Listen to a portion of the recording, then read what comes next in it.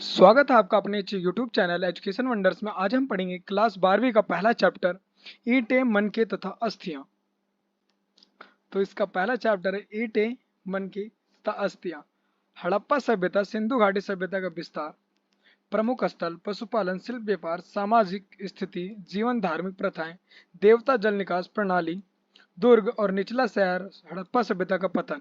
तो इसके बारे में हम इस बुक में, इस चैप्टर में हम ये जानेंगे।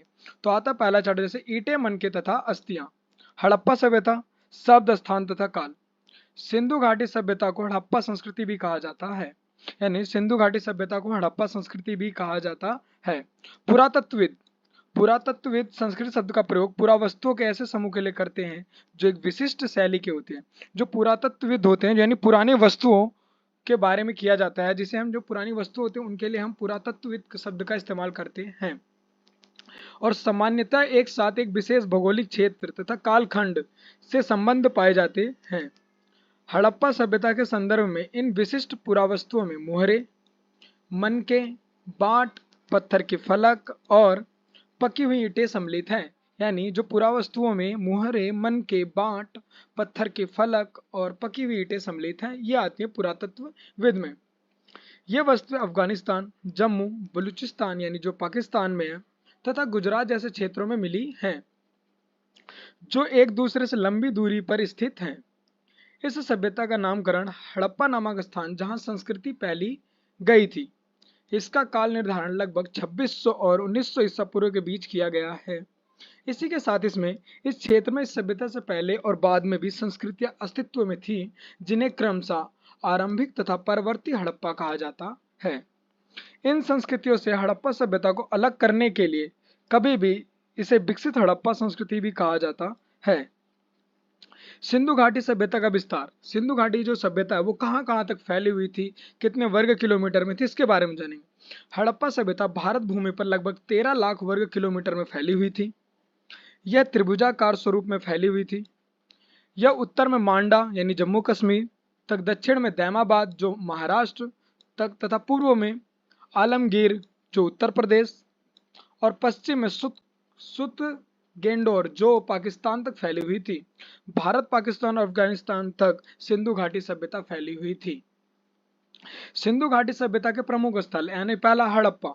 हड़प्पा यह स्थल वर्तमान पाकिस्तान के पंजाब प्रांत के मोंटागोमरी जिले में स्थित है। हड़प्पा कहाँ स्थित है? पाकिस्तान के पंजाब प्रांत के मोंटागोमरी जिले में स्थित है।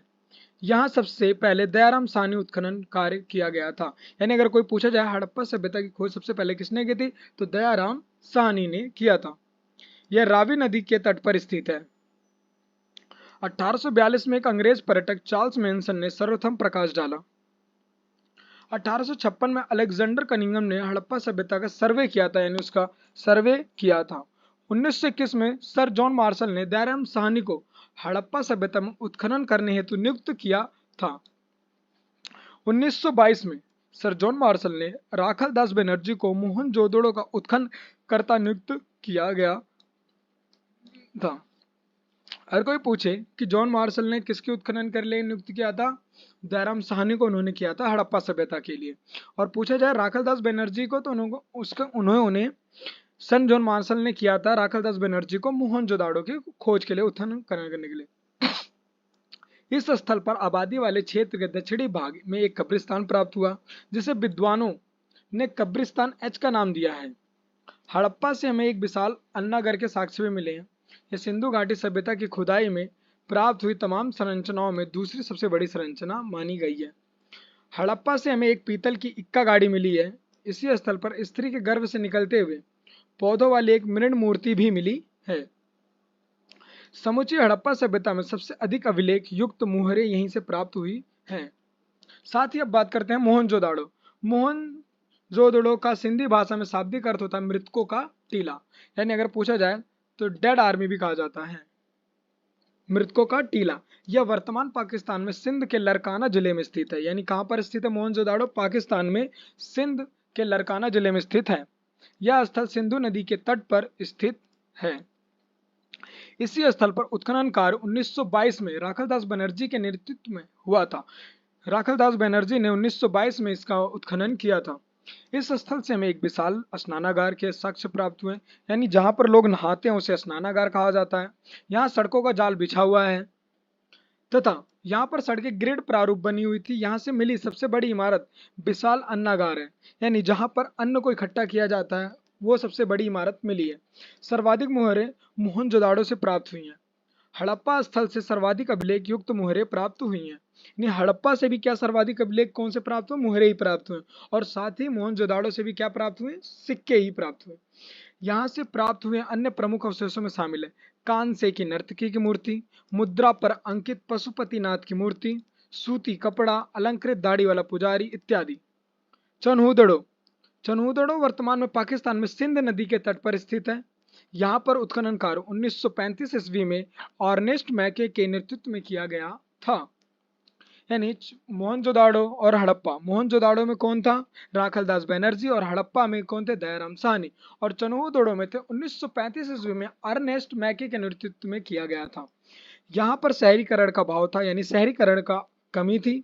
इस स्थल से विभिन्न प्रकार के मनके, उपकरण, मुहरे इत्यादि प्राप्त हुई हैं। चनहूदड़ो में मन के निर्माण का कार्य होता है, इसलिए इस स्थल को सिंधु घाटी सभ्यता का औद्योगिक केंद्र भी माना जाता है। चनहूदड़ो सिंधु घाटी सभ्यता का एकमात्र ऐसा स्थल है जहां से हम वक्राकार ईंटों के साक्ष्य प्राप्त होते हैं। अब बात करते हैं लोथल।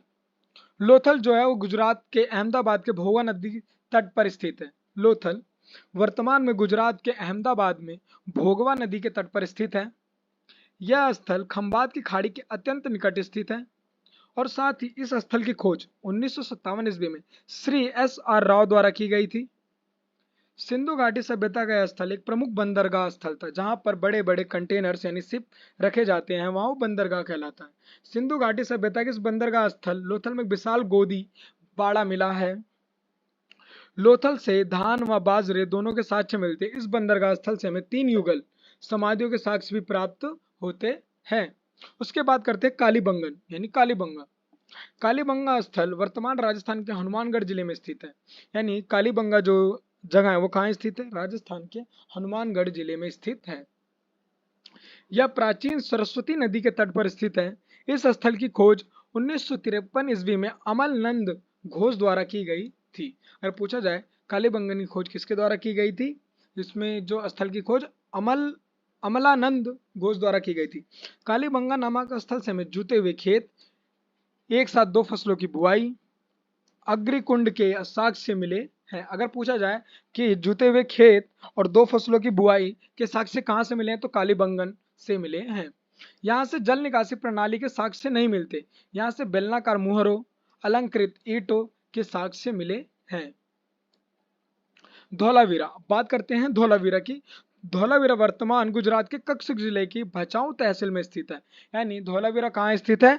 गुजरात के कच्छ जिले में, जो भचाऊ तहसील में स्थित है। यह सिंधु घाटी सभ्यता कालीन स्थल मानहर व मानसा नदियों के पास स्थित है। धौलावीरा में अन्य सिंधु घाटी सभ्यता का कालीन स्थलों के विपरीत नगर का विभाजन 3 हिस्सों में मिलता है। सिंधु घाटी सभ्यता का कालीन अन्य नगरों का विभाजन 2 हिस्सों में किया गया था, परंतु धौलावीरा में 3 स्थलों में पाया जाता है। धौलावीरा में हमें बांध अथवा कृत्रिम जलाशय के साक्ष्य मिले। हमें धौलावीरा में बांध मिले हैं और कृत्रिम जलाशय भी प्राप्त हुए हैं। इससे यह सिद्ध होता है कि इस नगर में जल प्रबंधन की उत्कृष्ट व्यवस्था मौजूद थी। नगर योजनाएं और संरचनाएं। नगर योजनाएं और संरचनाएं। हड़प्पा संस्कृति की प्रमुख विशेषता इस नगर योजना प्रणाली थी। यानी इसकी जो प्रमुख व्यवस्था क्या थी? नगर योजना प्रणाली। मोहनजोदड़ो दोनों नगरों के अपने अपने दुर्ग थे, यानी अपने अपने दुर्ग यानी किले थे। नगरों में भवनों के बारे में विशिष्ट बात यह थी कि ग्रिड की तरह व्यवस्थित थी। सड़कें एक दूसरे को समकोण बनाते हुए काटती थी तथा नगर अनेक खंडों में विभक्त थे, यानी बटे हुए थे। घरों का निर्माण एक सीध में सड़कों के किनारे व्यवस्थित रूप में किया जाता था। दरवाजे गलियों या सहायक सड़कों की ओर खुलते थे। यानी जो दरवाजे थे वो सड़कों की तरफ खुलते थे। भवन 2 मंजिले भी थे। घरों में कई कमरे, जैसे रसोई घर, रसोई जहाँ पे खाना बनाया जाता, स्नानागार जहाँ पे नहाने, तथा बीच में आंगन की व्यवस्था की गई थी। मोहनजोदड़ो का सबसे महत्वपूर्ण सार्वजनिक स्थल विशाल स्नानागार है। कौन सा है? विशाल स्नानागार। यानी मोहनजोदाड़ो से क्या मिला था? सबसे अच्छा, सबसे विशाल वो मिला था स्नानागार। यह 11.8 मीटर लंबा, 7 मीटर चौड़ा और 2.43 मीटर गहरा था। इसमें उतरने के लिए उत्तर तथा दक्षिण की ओर सीढ़ियां बनी हुई थी, यानी दो तरफ सीढ़ियां थी, उत्तर और दक्षिण। स्नानागार का फर्श पकी हुई ईंटों का बना है एवं इसके मध्य में स्नान कुंड स्थित था। इस विशाल स्नानागार का उपयोग सार्वजनिक रूप से धर्मानुसार संबंधी स्थान के स्नान के लिए होता था। यानी अगर कोई पूजा पूजा होता था अगर गांव में या फिर उस नगर में, तो सभी लोग वहां पर जाके नहाया करते थे। जॉन मार्शल ने विशाल स्नानागार को विश्व का आश्चर्यजनक निर्माण बताया था। यह जल पूजा का एकमात्र साक्ष्य है।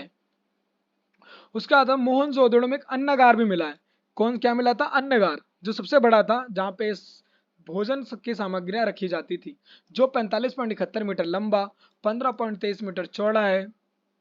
हड़प्पा के दुर्ग में 6 अन्नगार मिले हैं, जो ईंटों के बने चबूतरों पर 2 पंक्तियों में खड़े हैं। प्रत्येक अन्नगार 15.23 मीटर लंबा और 6.9 मीटर चौड़ा था। मोहनजोदड़ो की जल निकास प्रणाली अद्भुत थी, बहुत आश्चर्यजनक थी। लगभग सभी नगरों के प्रत्येक छोटे या बड़े मकान में प्रांगण और स्नानागार होते थे। यानी प्रांगण यानी आंगन और स्नानागार होते थे। कालीबंगन के अनेक घरों में कुएं पाए गए हैं। घरों का पानी बहकर सड़कों तक आता था, जहां इनके नीचे मोरियां बनी हुई थी और ये मोरियां ईंटों और पत्थरों की तख्तियों से ढकी रहती थी। सड़कों की इन मोरियों में नरमोखे मेन होल भी बने होते थे, जिससे पानी आराम से तालाबों में जा पाए। कृषि। सिंधु प्रदेश में वर्तमान में पहले की अपेक्षा बहुत कम वर्षा होती थी। यहाँ के समृद्ध देहातों यानी गांवों और नगरों को देखने से ज्ञात होता है कि प्राचीन काल में यह प्रदेश अत्यधिक उपजाऊ था। यानी पानी की व्यवस्था अच्छी थी और वहां पर फसलें अच्छी उगते थे और उपजाऊपन अच्छा था। गांव की रक्षा के लिए खड़ी की गई पक्की ईंटों की दीवारों से स्पष्ट होता है कि बाढ़ प्रत्येक वर्ष आती थी। यानी मोहनजोदाड़ो की तरफ जो कृषि थी बहुत अच्छी थी, लेकिन वहां पर जो बड़ी बड़ी दीवारें जो खड़ी की गई थी, जिससे पता चलता है कि यहाँ पर बाढ़ के आने के ज्यादा होते थे। सिंधु सभ्यता के लोग बाढ़ उतर जाने पर नवंबर के महीने में बाढ़ के मैदानों में बीज बोते बीज बो देते थे। यानी जब बाढ़ आती थी, सिंधु सभ्यता के लोग बाढ़ उतर जाने पर नवंबर के महीने में वहां पर मैदानों में बीज बो देते थे, जिससे अगली बाढ़ आने से पहले अप्रैल महीने में गेहूं और जौ की फसल काट लेते थे। वो कौन से महीने में कौन सी फसल उगाते थे? जब बाढ़ आती थी तो अप्रैल के महीने में गेहूं और जौ की फसल वो काट लेते थे उगाने के बाद। कालीबंगन में प्राक हड़प्पा काल के जो कूड़ हल रेखा देखे गए हैं, उनसे अनुमान लगाया जाता है कि हड़प्पा काल में राजस्थान में हल का प्रयोग होता था। राजस्थान में किसका प्रयोग होता था? हल का। सिंधु सभ्यता के लोग गेहूं, जौ, राई, मटर आदि अनाज पैदा करते थे। उन्हें 9 प्रकार की फसलों का ज्ञान था। वे 2 किस्म का गेहूं और जौ उगाते थे। इसके अतिरिक्त वे तिल और सरसों भी उगाते थे। सबसे पहले कपास पैदा करने का श्रेय सिंधु सभ्यता के लोगों को जाता है। चूंकि कपास का उत्पादन सबसे पहले सिंधु क्षेत्रों में हुआ, इसलिए यूनान के लोग इसे सिंडन कहने लगे। चावल के उत्पादन के साक्ष्य लोथल व रंगपुर से मिले हैं। गन्ना का कोई साक्ष्य नहीं मिला है। चावल के उत्पादन के साक्ष्य कहां से मिले हैं? लोथल व रंगपुर से मिले हैं। गन्ने का कोई साक्ष्य मिला। लोथल एवं सौराष्ट्र से बाजरे की खेती एवं रोजदी गुजरात से रागी के विषय में साक्ष्य मिले हैं। सिंधुवासी हल के प्रयोग से परिचित थे। सिंधुवासी हल के प्रयोग से परिचित थे। कालीबंगन के प्राक सिंधु काल के हल से जुते हुए खेत देखे गए तथा उनमें सरसों की खेती के साक्ष्य मिले हैं। पाकिस्तान के पंजाब में बहावलपुर में जिले में स्थित चोलिस्तान व भारत के हरियाणा राज्य के फतेहाबाद जिले में स्थित बनावली से का बना हुआ खिलौना हल मिला था। नहर द्वारा सिंचाई का प्रमाण नहीं मिलता है। पशुपालन। हड़प्पाई लोग बैल, गाय, भैंस, बकरी, भेड़ और सूअर पालते थे। इन्हें कुबड़ वाला सांड विशेष प्रिय था। इसके अतिरिक्त ये गधे और ऊंट भी रखते थे। कुत्ते प्रारंभ से ही पालतू जानवरों में थे। बिल्ली भी पाली जाती थी। कुत्ता और बिल्ली दोनों के पैरों के निशान मिले हैं, जिससे पता चलता है ये लोग पालतू जानवर भी रखते थे। सिंधुवासी हाथी व घोड़े से परिचित तो थे, लेकिन वह उन्हें पालतू बनाने में सफल नहीं हो सके। क्योंकि हाथी व घोड़े पालने के साक्ष्य प्रमाणित नहीं हो सके। यानी उनको कुत्ते और बिल्ली के तो साक्ष्य मिल गए, लेकिन परंतु हाथी व घोड़े के साक्ष्य नहीं मिले। घोड़े के अस्तित्व का संकेत मोहनजोदड़ो की ऊपरी सतह से था तथा लोथल में मिली एक संदिग्ध मृण मूर्ति टेराकोटा से मिला है। हड़प्पा काल में गैंडे का प्रमाण, भारतीय गैंडा एकमात्र प्रमाण है, आमरी से मिला है। यानी गैंडे का प्रमाण कहां से मिला है? आमरी से मिला है। बंदर, भालू, खरहा आदि जंगली जानवरों का भी ज्ञान था। इसकी पुष्टि मोहरों, ताम्र, तस्तरियों आदि पर अंकित इन चित्रों से होती है। शेर का कोई साक्ष्य नहीं मिला है। गुजरात के पश्चिम में अवस्थित सुरकोटदा में घोड़े के अवशेषों के मिलने की पुष्टि हुई है। हड़प्पाई लोगों को हाथी का ज्ञान था और ये गैंडे से भी परिचित थे। शिल्प और तकनीकी ज्ञान। शिल्प और तकनीकी ज्ञान। हड़प्पाई लोग कांस्य के निर्माण और प्रयोग से भली भांति परिचित थे। सामान्यतः कांस्य, तांबे में टिन को मिलाकर धातु शिल्पियों द्वारा बनाया जाता था। तांबा राजस्थान की खेतड़ी के ताम्र खानों से मंगाया जाता था। टिन अफगानिस्तान से मंगाया जाता था। तांबा जो है राजस्थान की खेतड़ी जिले से मंगाया जाता था और वहीं टिन जो है अफगानिस्तान से मंगाया जाता था। हड़प्पाई स्थलों में जो कांस्य के औजार व हथियार मिले उनमें टिन की मात्रा अत्यंत कम पाई गई है। हड़प्पा समाज के शिल्पियों में कसेरो यानी कांस्य शिल्पियों के समुदाय का महत्वपूर्ण स्थान था। मोहनजोदड़ो से बने हुए सूती कपड़ों का एक टुकड़ा मिला है तथा कई वस्तुओं पर कपड़ों की छाप देखने में आई है।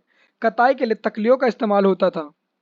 ईंटों की विशाल इमारतें बताते हैं कि स्थापत्य यानी राजगिरी महत्वपूर्ण शिल्प था। हड़प्पाई लोग नाव बनाने का काम भी करते थे। मिट्टी की मुहरें बनाना, मिट्टी के पुतलियां बनाना भी महत्वपूर्ण शिल्प थे। स्वर्णकार यानी सोने, चांदी और रत्नों के आभूषण बनाते थे। सोना चांदी संभवतः अफगानिस्तान से और रत्न भारत से आते थे। सोना चांदी आते थे अफगानिस्तान से, जो रत्न आते थे वो कहां से आते थे? भारत से आते थे। कुम्हार की चाक का अधिक प्रचलन था तथा हड़प्पाई लोगों के मृद भांडों मिट्टी के बर्तन की प्रमुख विशेषताएं थी। ये मृद भांडों को चिकना और चमकीला बनाते थे। व्यापार।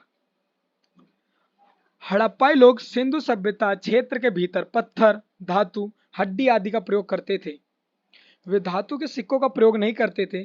संभवतः वे सभी प्रकार के आदान प्रदान विनिमय द्वारा करते हों। वे पहिए से परिचित थे तथा हड़प्पा में ठोस पहियों वाली गाड़ियां प्रचलित थी। मोहनजोदड़ो से मिट्टी व कांसे के 2 पहियों वाला खिलौना गाड़ी एवं चनोदड़ो से मिट्टी की 4 पहियों वाली खिलौना गाड़ी मिली है। लोथल से अल्वेस्टर पत्थर का एक बड़ा पहिया व बनावली से सड़कों पर बैलगाड़ी के पहिए के निशान मिले हैं। उन्होंने उत्तरी अफगानिस्तान में अपनी वाणिज्य की बस्ती स्थापित की थी, जिसकी सहायता से उनका व्यापार मध्य एशिया के साथ चलता था। बहुत सी हड़प्पाई मुहरें की खुदाई निकली है,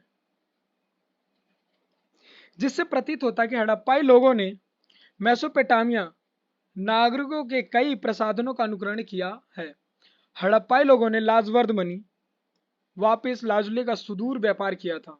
बहुत दूर तक व्यापार किया था। किसका? लाजवर्द मनी। मोहनजोदड़ो से प्राप्त एक मुहर पर नाव के चित्रांकन, नाव के चित्र व लोथल से प्राप्त मिट्टी के निर्मित यानी मिट्टी से बने हुए खिलौने। नाव से अनुमान होता है कि सिंधुवासी आंतरिक व बाह्य व्यापार के लिए मस्तूल वाली नाव का उपयोग करते थे। यानी वो सिंधुवासी में अंदर और बाहर जाने के लिए नदियों का इस्तेमाल के साथ साथ नदियों पर चलाने के लिए नाव का इस्तेमाल किया करते थे।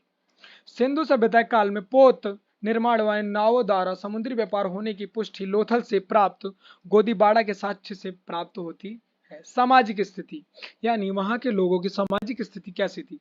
यह समाज मातृस्थात्मक रहेगा, यानी माता को पूजता था। इतिहासकारों के अनुसार समाज 4 वर्गों में विभक्त था: विद्वान, योद्धा, श्रमिक और व्यापारी। कितने? विद्वान, योद्धा, श्रमिक और व्यापारी। ये लोग शाकाहार और मांसाहार दोनों ही तरह का भोजन का प्रयोग करते थे। यानी शाकाहारी भोजन और मांसाहारी भोजन दोनों ही का ही प्रयोग किया करते थे।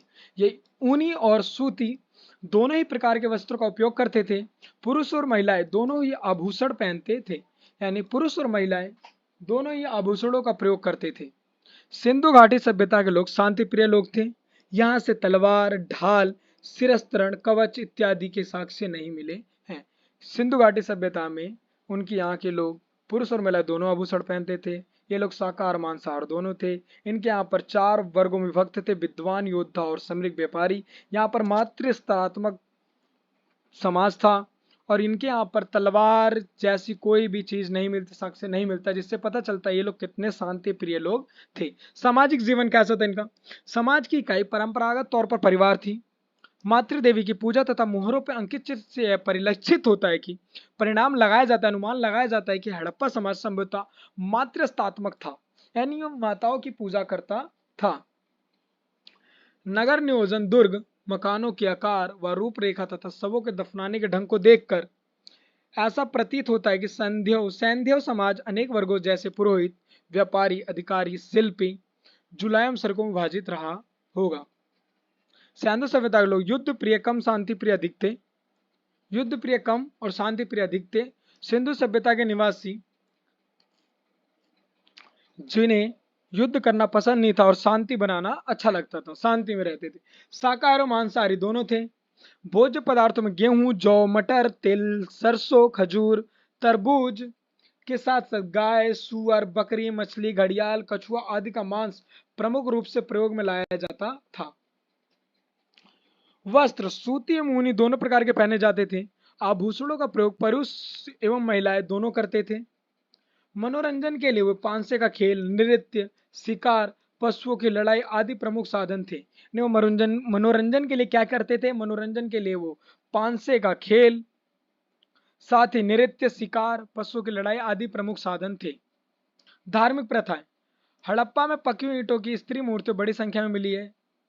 एक मूर्ति में स्त्री के गर्भ से निकलता एक पौधा दिखाया गया है। यह संभवतः उर्वरता की देवी का प्रतीक है और इसका निकट संबंध पौधों के जन्म और वृद्धि से रहा होगा। यानी एक ऐसी मूर्ति दिखाई गई है जिसमें औरत के गर्भ से एक पौधा निकलता हुआ दिखाई दे रहा है, जिससे पता चलता है ये उर्वरता की देवी का प्रतीक है और इसका निकट संबंध पौधों के जन्म और वृद्धि से है। सिंधु घाटी के पुरुष देवता। पुरुष देवता का एक मुहर पर चित्रित किया गया, उसके सिर पर 3 सींग है। इसमें एक योगी का ध्यान मुद्रा में एक पैर पर दूसरा पैर रखकर बैठे हुए पद्मासनासन मुद्रा में दिखाया गया है, यानी वो एक शांति की मुद्रा में दिखाया गया। उसके चारों ओर एक हाथी, एक बाघ और एक गैंडा, आसन के नीचे एक भैंसा तथा पैरों के पास 2 हिरण है। मुहर पर चित्रित देवता को पशुपति महादेव कहा गया है। सिंधु सभ्यता में लिंग पूजा का प्रचलन मिलता है, जो कालांतर में शिव की पूजा से गहन रूप से जुड़ी गई थी। सिंधु घाटी सभ्यता का पतन, यानी सिंधु घाटी सभ्यता का पतन यानी खत्म वो कैसे हुई उसके बारे में जानेंगे। सिंधु घाटी सभ्यता का पतन, इसके संबंध विभिन्न विद्वानों के अनेक मत हैं। उन्होंने कई प्रकार के अलग अलग मत दिए, जैसे उनमें से कई भी मत सर्वसम्मति से स्वीकार नहीं किया जा सकता, यानी कई लोगों ने अपना मत दिया लेकिन सर्वसम्मति यानी सबकी सम्मति नहीं थी, सबका यस नहीं है उस चीजों में, क्योंकि ये सभी मत सिर्फ अनुमान के आधार पर दिए गए, यानी अनुमान लगाया गया है कि सिंधु जो घाटी जो सभ्यता का पतन वो समाप्ति हुई है, वो कैसे हुआ, सबका अपना सर्वसम्मति दिया गया लेकिन हर किसी का स्वीकार नहीं किया गया। Garden child, Mortimer wheeler, Piggott महोदय जैसे विद्वानों ने सिंधु घाटी सभ्यता के पतन का कारण आर्य आक्रमण को माना था। उन्होंने कहा था कि आर्यों द्वारा आक्रमण किया गया था, लेकिन विभिन्न शोधों के आधार पर अब इस मत का खंडन किया जा चुका है, यह सिद्ध किया जा चुका है आर्य बाहरी व्यक्ति नहीं थे। जो आर्य लोग थे वो बाहरी व्यक्ति नहीं थे, बल्कि वे भारत के मूल निवासी थे। जो आर्य लोग थे वो भारतीय मूल निवासी थे, उन्होंने ऐसा कुछ नहीं किया था। इसलिए आर्यों के आक्रमण के कारण सिंधु घाटी सभ्यता के पतन के मत को वैध नहीं माना जा सकता, यानी सही स्वीकार नहीं किया जाता है। जिन्होंने ये बोला है, गार्डन चाइल्ड, मार्टिमन व्हीलर और पिगट महोदय द्वारा, कि आर्यों ने हमला किया था, लेकिन परंतु ऐसा नहीं हुआ है। इसके अलावा विभिन्न विद्वानों द्वारा जलवायु परिवर्तन, कई लोग विद्वानों ने बताया कि जलवायु परिवर्तन हुआ तो जिससे क्या हो गया, सिंधु घाटी सभ्यता का पतन। कई लोगों ने बताया बाढ़ आया था जिससे सिंधु घाटी का पतन हो गया। सूखा, प्राकृतिक आपदा, पारिस्थितिक असंतुलन, अप्रशासनिक शिथिलता इत्यादि को सिंधु घाटी सभ्यता के पतन के लिए उत्तरदायी कारक मानते हैं। हड़प्पा सभ्यता की जल निकासी प्रणाली। हड़प्पा सभ्यता की जल निकासी प्रणाली हड़प्पा शहरों की सबसे अनूठी विशेषताओं में से एक ध्यानपूर्वक नियोजित जल निकास प्रणाली थी।